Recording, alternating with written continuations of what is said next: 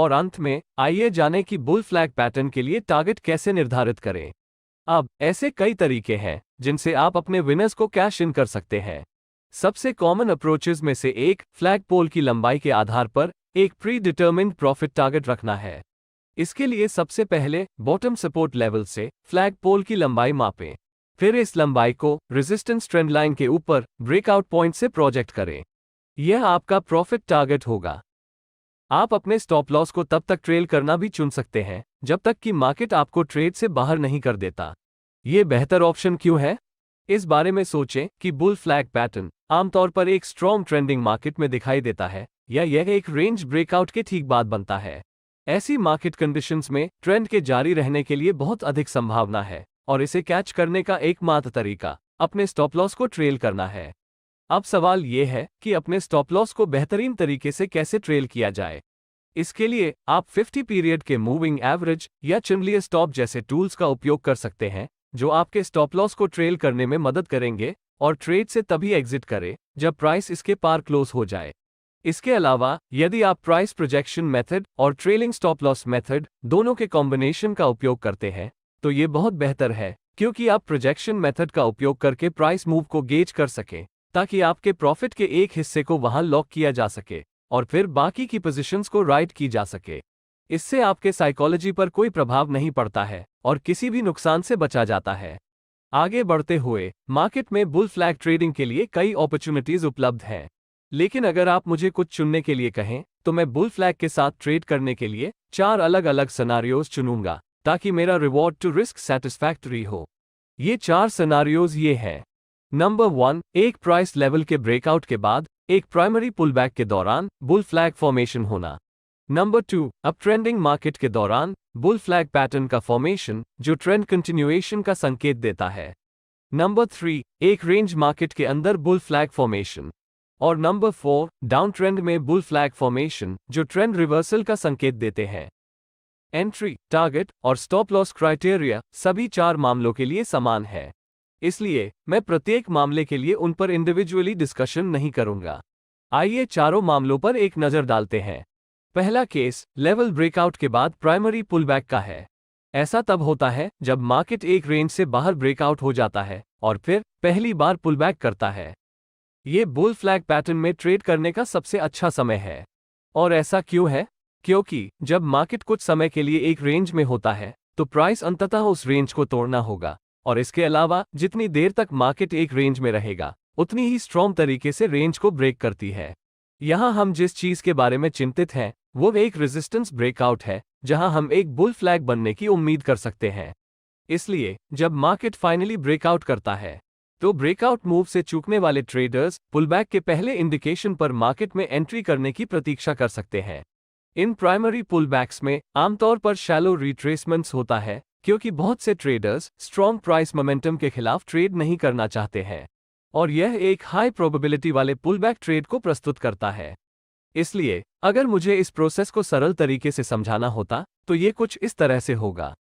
पहला स्टेप, कुछ समय के लिए रेजिस्टेंस लेवल का टेस्ट करने वाले एक मार्केट या एक रेंज मार्केट की पहचान करें। फिर मार्केट का इस लेवल को तोड़ने का इंतजार करें। इसके बाद प्राइमरी पुलबैक के रूप में बुल फ्लैग पैटर्न बनने की प्रतीक्षा करें और अंत में फ्लैग के हाई ब्रेक होने पर लॉन्ग एंट्री लें। क्या आपके साथ कभी ऐसा हुआ है कि आपको लगता है कि प्राइस बहुत हाई है और लॉन्ग ट्रेड लेने से पहले प्राइस के सपोर्ट लेवल में वापस आने या ब्रेकआउट लेवल पर रिट्रेस होने का इंतजार करना बेहतर होगा? लेकिन अगली चीज जो आप देखते हैं वो ये है कि मार्केट लगातार न्यू हाइस को तोड़ रहा है और आप अपने निर्णय पर पछतावा करते हुए साइडलाइंस पर रह जाते हैं। तो क्या आपने इससे कुछ सीखा है? अगर सरल शब्द में कहा जाए तो एक स्ट्रॉन्ग ट्रेंडिंग मार्केट में ब्रेकआउट पर खरीदना मार्केट में प्राइस पुलबैक की प्रतीक्षा करने की तुलना में कहीं अधिक आसान है, जो शायद ही कभी होता है। ऐसे मार्केट में आप बुल फ्लैग पैटर्न को एंट्री ट्रिगर के तौर पर इस्तेमाल कर सकते हैं। मैं समझाऊंगा कि आप ट्रेंडिंग मार्केट में बुल फ्लैग का ट्रेड कैसे कर सकते हैं। पहला स्टेप ऑब्वियसली मार्केट की ट्रेंड का पता लगाना है। आप मूविंग एवरेज का इस्तेमाल करके एक स्ट्रॉन्ग ट्रेंडिंग मार्केट की तलाश कर सकते हैं। शॉर्ट टर्म ट्रेड्स के लिए 20 या 50 पीरियड्स के सिंपल मूविंग एवरेज का उपयोग करें और स्विंग या पोजिशनल ट्रेडिंग पर्पसेस के लिए 50 से 200 पीरियड्स के मूविंग एवरेजेस का उपयोग करें। इस मामले में आइए 20 SMA पर विचार करें। जब प्राइस प्रेडोमिनेंटली 20 SMA से ऊपर ट्रेडिंग करती है और ऊपर की ओर स्लोप होती है, तो हम यह निष्कर्ष निकाल सकते हैं कि मार्केट की ट्रेंड स्ट्रांगली बुलिश है। पुलबैक के रूप में बुल फ्लैग पैटर्न के डेवलप होने की प्रतीक्षा करें। आप बुलिश फ्लैग पैटर्न के हाइस के ब्रेक होने पर लॉन्ग ट्रेड लेने की योजना बना सकते हैं। जैसा कि मैंने पहले बताया, यहां भी सेम एंट्री, स्टॉप लॉस और टारगेट का इस्तेमाल किया जा सकता है। मुख्य रूप से आप एक ब्रेकआउट के बाद या एक स्ट्रॉन्ग ट्रेंड के दौरान एक फ्लैग पैटर्न बनने की उम्मीद कर सकते हैं। हालांकि ऐसे इंस्टेंसेस होते हैं जब मार्केट एक रेंज में हो और रेजिस्टेंस लेवल पर हो, तब एक बुल फ्लैग पैटर्न बन सकता है। मेरे एक प्राइस एक्शन वीडियो में मैंने रेजिस्टेंस या सपोर्ट लेवल के पास बिल्डअप के साथ ब्रेकआउट की कॉन्सेप्ट के बारे में बात की थी। यदि आप बाद में इसके बारे में अधिक जानना चाहते हैं, तो आप आई बटन पर उस वीडियो पा सकते हैं। यहां भी यही कॉन्सेप्ट अप्लाई होती है। ऐसा इसलिए होता है क्योंकि कोई सेलर्स इंटरेस्टेड नहीं है या बायर्स रेजिस्टेंस पर खरीदने को तैयार है। जो भी मामला हो, ये बुलिश स्ट्रेंथ का संकेत है और मार्केट ऊपर ब्रेक हो सकता है। तो आप ऐसे अपॉर्चुनिटी की पहचान कैसे करते हैं? मुख्य रूप से आपको एक रेंज मार्केट की पहचान करनी होगी। फिर एक फ्लैग पैटर्न के रेजिस्टेंस पर बनने की प्रतीक्षा करें, जो एक बिल्डअप के रूप में है। हमेशा की तरह आप बिल्डअप के टूटने पर ट्रेड कर सकते हैं या प्राइस के रेजिस्टेंस लेवल से ऊपर क्लोज होने की प्रतीक्षा कर सकते हैं। मैं जानता हूं कि आप शायद सोच रहे होंगे, ये बंदा किस बारे में बात कर रहा है। कुछ ही मिनट पहले आपने कहा था कि बुल फ्लैग एक ट्रेंड कंटिन्यूएशन पैटर्न है, तो हम इसे डाउन ट्रेंड में क्यों ढूंढ रहे हैं? हाँ, इस बात से इनकार नहीं किया जा सकता है कि बुल फ्लैग वास्तव में एक ट्रेंड कंटिन्यूएशन पैटर्न है।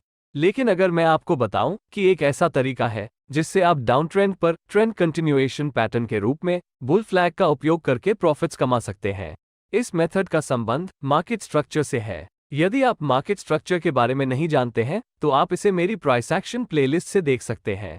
ये काफी आसान तरीका है। आगे बढ़ने से पहले आपको कुछ चीजें देखनी होंगी। सबसे पहले, प्राइस को डाउनवर्ड ट्रेंड लाइन रेजिस्टेंस के ऊपर क्लोज होनी चाहिए। हम डाउन ट्रेंड स्ट्रक्चर में ब्रेक के बारे में बात कर रहे हैं। फिर अगर प्राइस इस ट्रेंड लाइन रेजिस्टेंस के ऊपर एक बुल फ्लैग बनाती है, तो आपके पास एक जैकपॉट ट्रेड बन सकता है। आप यहां जो कर रहे हैं वो एक एंडिंग डाउन ट्रेंड और एक पोटेंशियल स्टार्टिंग अप ट्रेंड के बीच ट्रेड कर रहा है।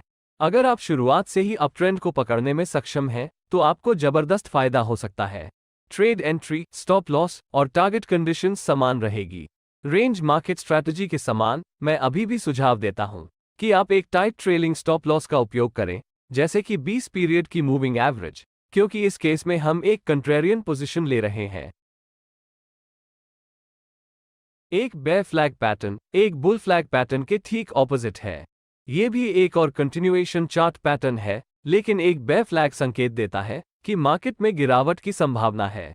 मैं इसके बारे में जल्दी बात करूंगा, वरना वीडियो की लंबाई बहुत